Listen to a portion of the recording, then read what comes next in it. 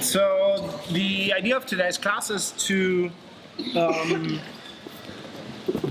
like the lowest point or the lowest requirement is to teach those of you who have never done one before a proper sit-out.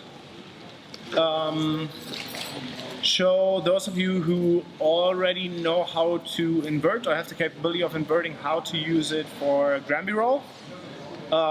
Those of you who kind of know both will see a bit of how those two connect.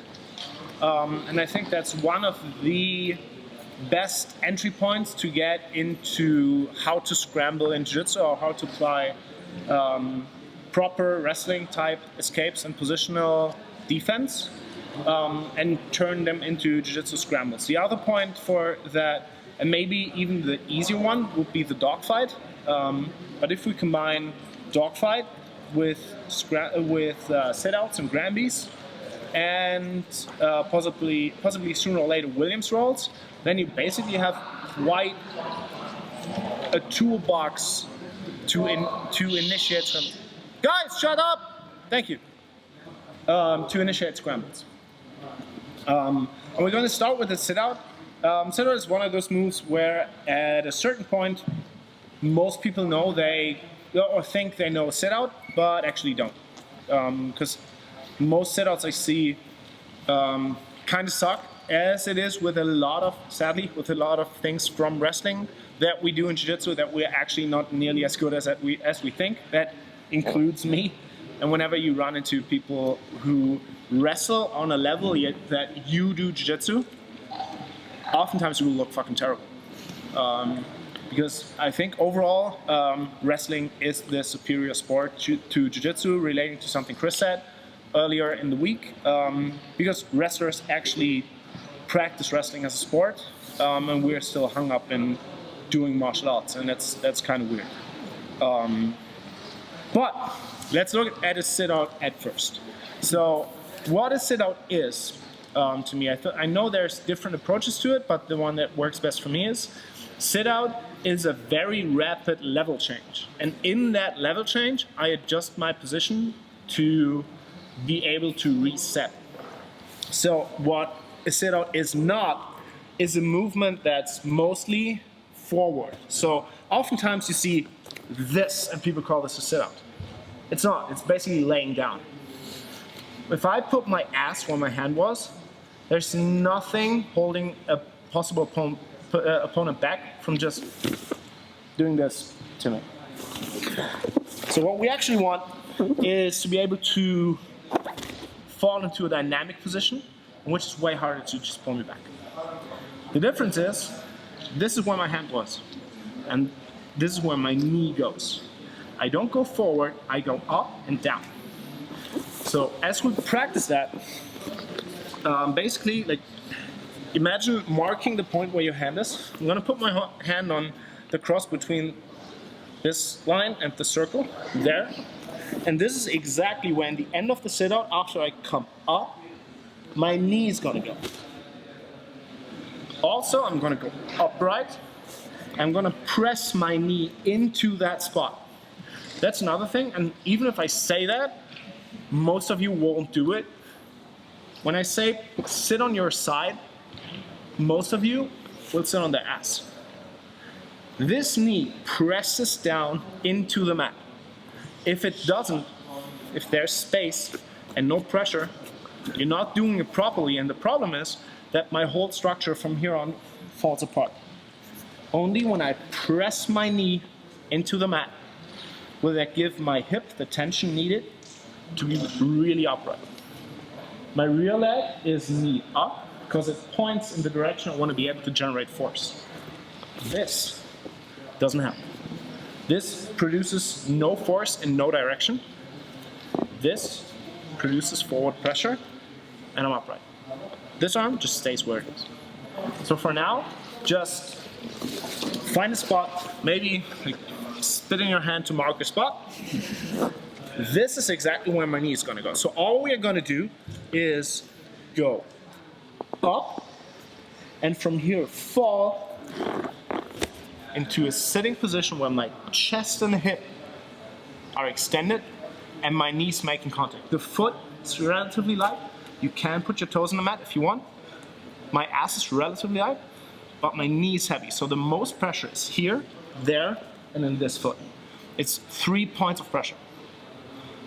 Just to make an example of that, I'll just use you. Just come over. Get behind me. Bar sit out, pull me back. Thanks. Sit out where I'm sitting on my ass and on my knee, pull me back. Pull me back. At least some work. Okay? So really make sure to put this heavy into the mat. Okay? Go, try it.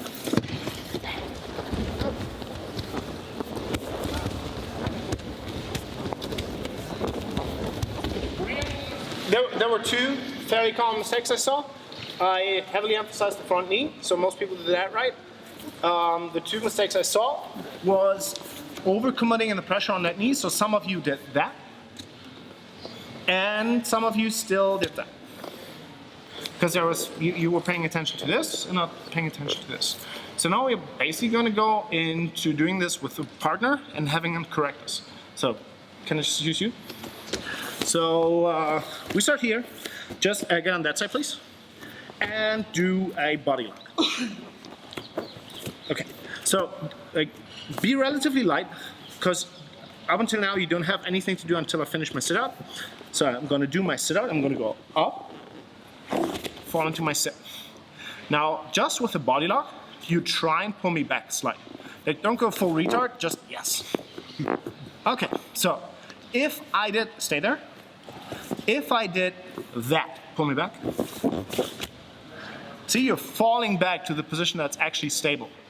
At some point in that motion, we're gonna bring our hip up, but we have to get to a limited time resting position or in between position that is stable.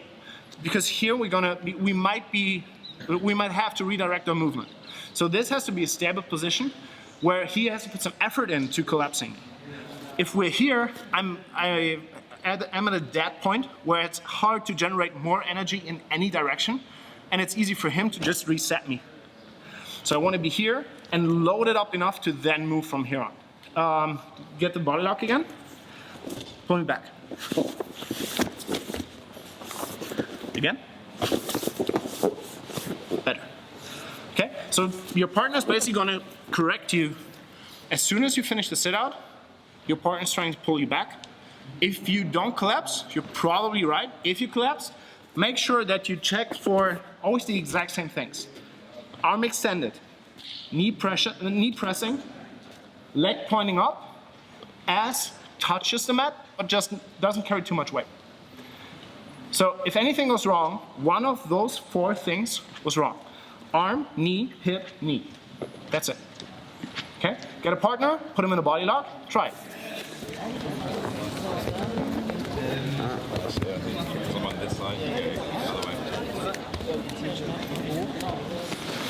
Okay. What did I just have for everyone? Remember, it's those 4 points and good proud posture. So we want a superhero chest. Okay. From here, when we sit here, I said we don't go to this because now I can't decide anymore. I have to go forward, and like going forward from this actually has very little momentum. So I go from the highest point of my sit-out to the lowest point of my sit-out, and now I decide where I want to go. And basically, if I want to finish a sit-out, I have 2 directions to go. I can do a 360 sit-out and a 180.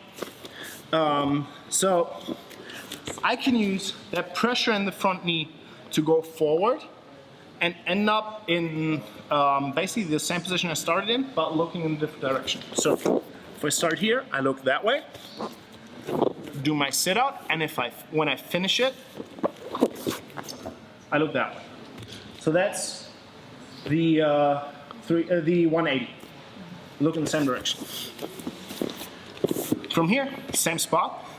I can finish my sit-out and still look in the same direction.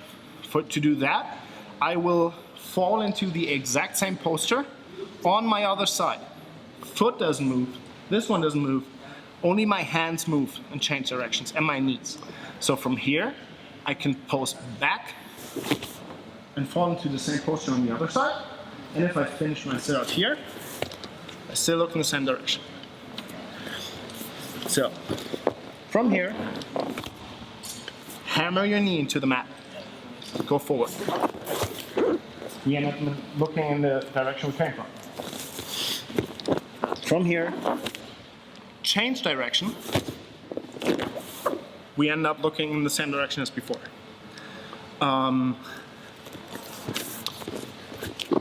The thing next to our posture collapsing and our partner being able to pull us back, if this knee is up, to go forward now, I have to do this travel anyways. Okay. So only if I decide to go back, this is kind of neglectable just for the momentum. It still sucks for my posture, because usually doing this and having a superhero chest doesn't really work as well as doing that. See, there's more posture. But if I want to go forward anyways, I first now have to bring that knee to the mat to then go over it. So why would I not just sit to this and then sleep, turn over? If we did that with a partner, and you can do both. Where's my body lock person? Here. Hold a relatively loose body lock, because we're not into how to get it a bit loose now. If I did that sit out without any thing on the grip, without any follow up, create tension. There's tension on the grip now.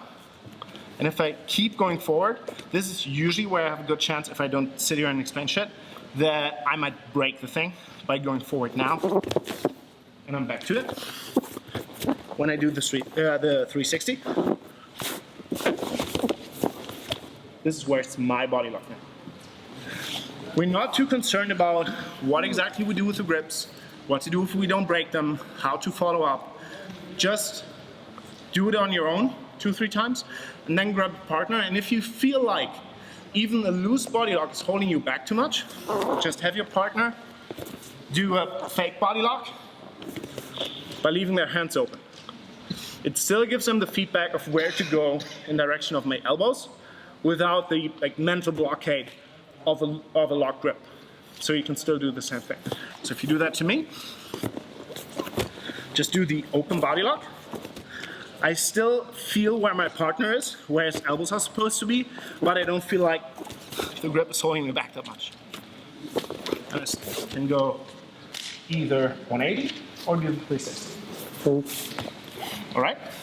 And this one, on the 360, it's the exact same posture on the other side. So the position of my feet don't change.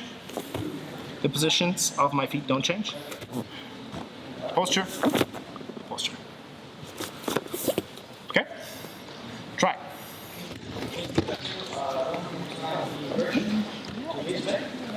I didn't invert. I did the... Okay.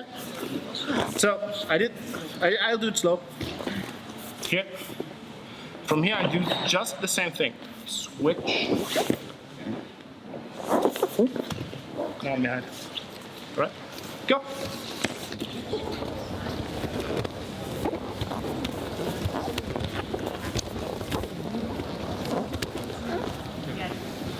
If the only thing you take away from this class today is the sit out, you can just use this to practice. So you can grab your partner and you can basically just, the open body lock is really nice if there's, because in the beginning there's more of a mental blockade with the grip than the physical one. Because if your hip works against the grip and there's less break in between than in this practice rounds, there's actually a lot of tension on the grip, and oftentimes you will break them kind of by accident. So if you do that, you can do that with the open body lock and just go either 180, go around, have your partner do the same thing. Oh, it's 360, so it's my turn again. And you can just kind of do that. That's fun too, at least I like doing it.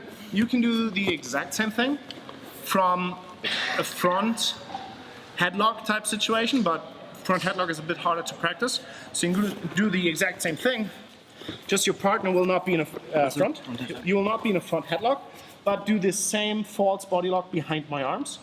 So just get on both knees. Get on both knees. Yes, and like, leave it open. Yeah, the same thing we do from here. I get to choose sides. So I can do the same thing from here. Up, down, 180. Or go, again, up, down, 360, and it's his turn.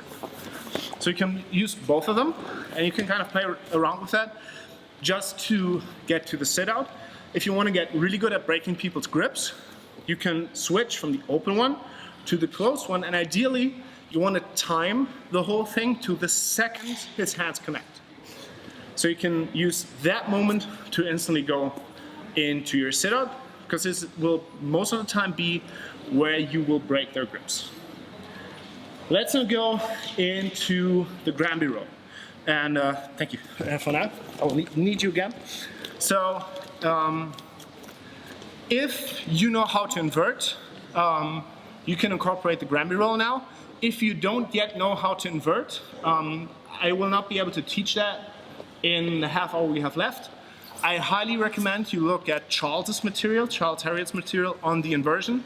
It's the exact same way I teach it. I stole it from Charles because I've never found someone who teaches inversions better than Charles does, and I just use the exact same approach. So you're probably used to that inversion. We will do that, but not from our butts. We'll do them from our knees. So we'll do the exact same thing from this starting position, just from our knees. So we collapse one arm, like we wanted to go in our judo roll, but we're gonna go into an inversion that will lead us to our knees again. Okay? So, rest us 4-point, the one we just started in, collapse one arm, look at this hand, invert over to your other shoulder. That's your basic round. Again, you can do the same thing with a partner. You use the same fake open body lock. Do the open one for now. Same thing. I will use the closed side. That one. Look at my hand. Invert out of it. I'm in front of it. Again. You can hold on to the grip lightly. Yes. So I'm basically going to break the grip by doing this, and I'm rolling my hip into his shoulder to break it. Okay, go.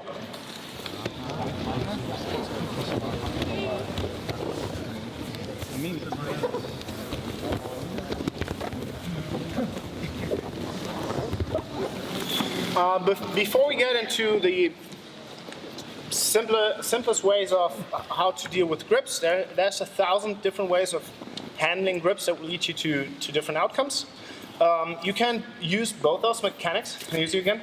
Both those mechanics from standing. They look slightly different, but basically, as the answer to the body lock, you have the exact same mechanics of using your hip to build tension and turning into people, or if, like me, you're a fan of Gary Tonin, and I think it's a fight against DJ Jackson, hold on to the body lock, and yeah, Gary just did.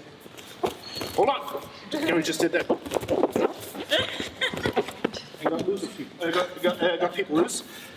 It works. It's fun, and it makes them look stupid. And those are things I look for.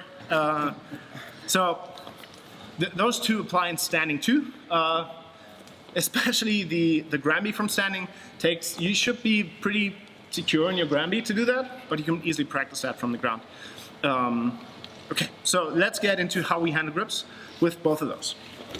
So let's do the sit-out first.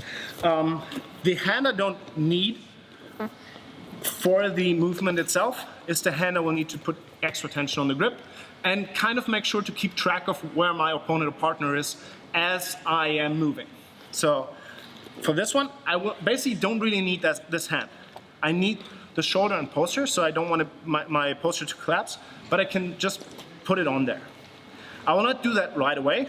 I will start my sit-out by going up, and usually also, to get a bit of slack into the grip, moving sideways a little bit. And as I fall, I will find the hand and push down into it. This helps me build this posture. As I go for either one of the sit-outs now, this is pretty good to keep track of it. So as I go for the 360, I will hide my elbow behind his as I go around. This puts pressure on the shoulder, and as I come up, it will even collapse him into the mat for a bit, so it's hard for him to move behind me. When I go forward, again, come up, move slightly outside. As I move forward into my 360, at this point, I can just let go of it, because without seeing him, I know where he is, and it's hard for him to follow me and regrip. It's more fun when you do the 360 and you kind of dump them into the mat. And you can do the same thing with your Gramby. So from here, again, I usually suggest going up first, slightly outward, because there's a bit of slack now.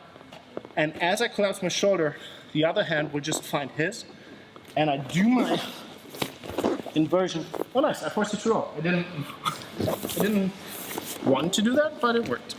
So don't roll. Unless I blow out your shoulder, then roll. So from here, go out to the side, hold on to the thing, roll through. My hip rolls against their elbow, so it's hard for him to even get his head up really and get into an upright posture, because I'm kind of rolling into like a fat ass omoplata. As I come up to my knee, stay there. Shoulder. You don't have to. See? Keep the elbow on the inside. This will open up a gap where I can get back into control. Okay? So do the same things you did before. Just use your free hand to grab the wrist and push down into it. Okay? Go. Hältst du die ganze Zeit die Hand,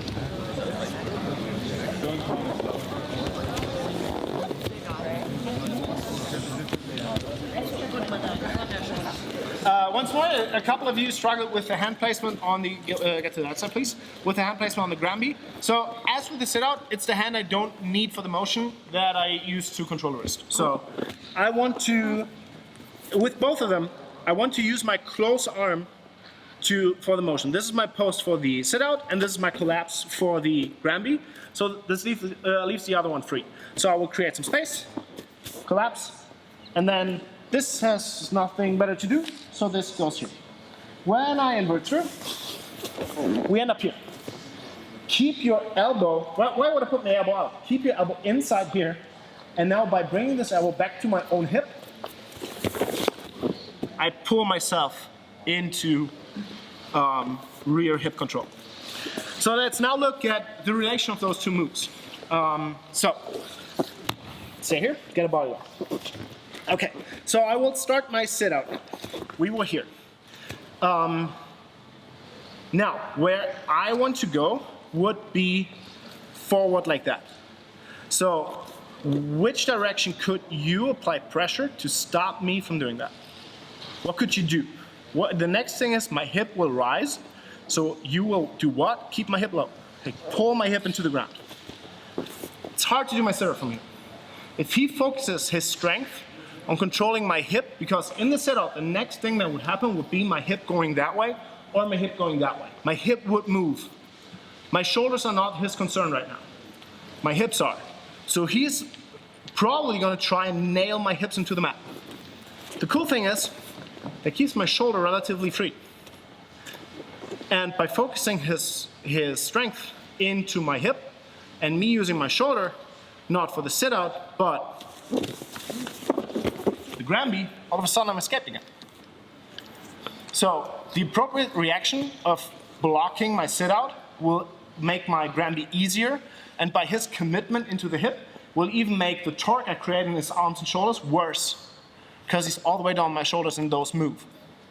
The whole idea, that's the overarching idea of being pinned and controlled and escaping control is, I will never, at no point, allow someone to put my shoulders at my hips into the mat.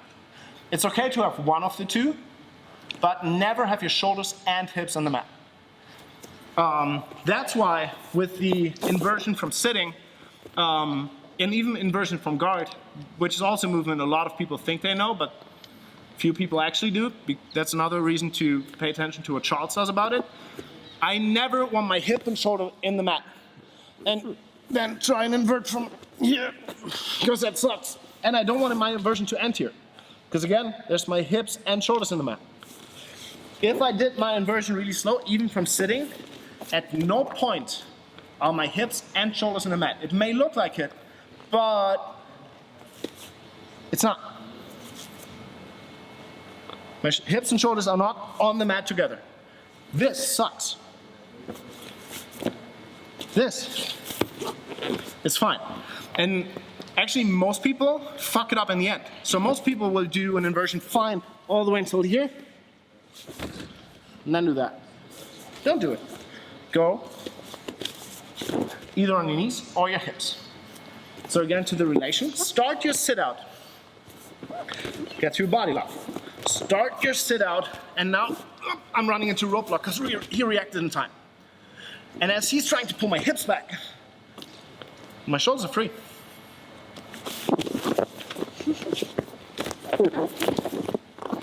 And I get to go. And the funny thing is, same thing goes all the way around. If I started my inversion and he wanted to stop that, yeah, he would have to put pressure in my shoulder and basically lift that shoulder back up that I was trying to collapse. Ooh, nice. Come on. Okay.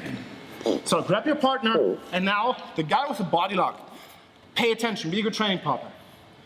See which movement they start or initiate, and completely try and block that. Don't anticipate what's coming after.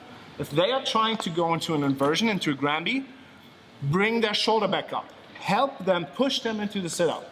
If they start a sit-out, nail their hips to the mat, help them get the bridge towards the Gramby roll. Because that's how the two relate. So make it a very, very clear reaction to whatever they're doing. Okay? Go.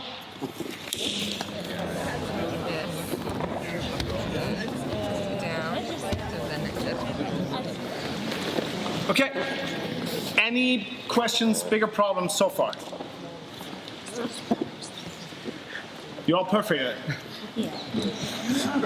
So I could pick two random people and let them show them would be absolutely fucking perfect.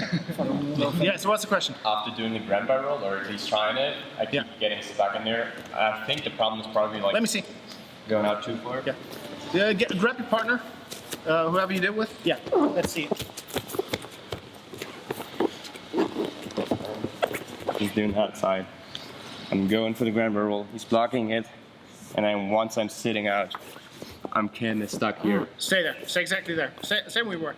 Which is not the position either. So now, do the position we did. What's missing? Superior chest. Yeah. Does that feel better? It does, but I'm still not out. Yeah, because you're not finished. You're still in an intermediary position.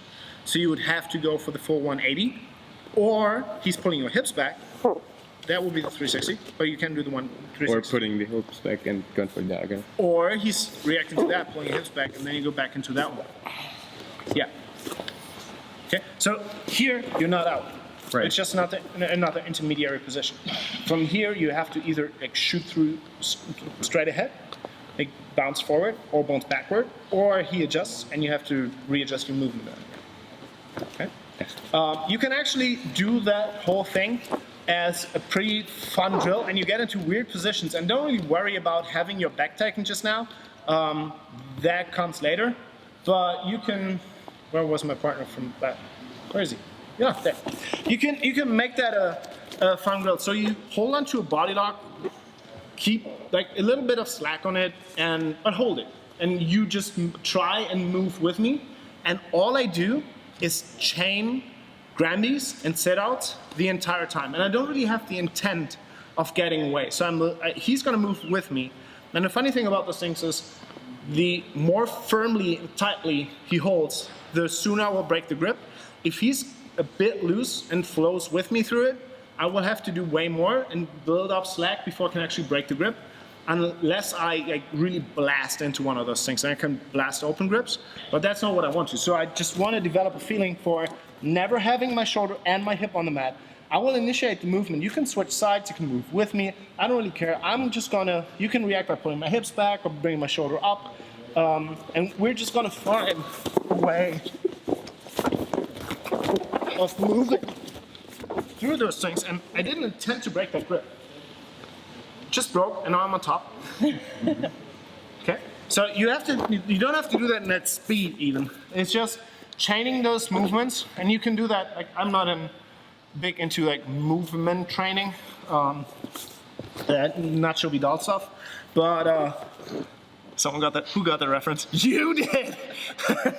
So keep chaining those movements.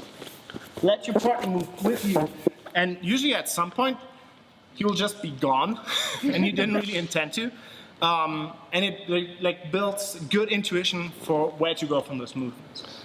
Another thing, or another way of getting them off that we will not do today, and I don't use that much, would be the Williams roll, and it fits in there too. Get on that side again. Give me a body lock. The Williams roll, in German referred to as Schweinerolle, pig's roll, is that one. You can put that in there too. And the funny thing is that it feeds kind of into the same patterns of people react to your movement, like putting that grip in deeper and really holding you back. That gives you control of the elbow. If you reach for the elbow, they pull it out. That makes your sit out easier. Okay? So just to point that out, because we're nearing the end of the class, if I'm constantly on that grip and as a reaction he's pulling that in tighter, that gives me control of the elbow. If he doesn't want me to control the elbow, he will bring that elbow out a bit more, which will make my sit-up way easier.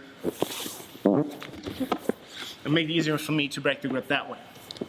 So, grab a partner, the partner with a body lock. Just hold on to it, be loose with your arms, so keep the connections, but have your arm relatively loose so you don't fuck up your shoulders when they move. Try to move with them, and let your partner practice Granbys and sit out, and usually at some point you will just end up without the grip and free, and you don't know why. That's okay. Okay? Go, practice. Ready?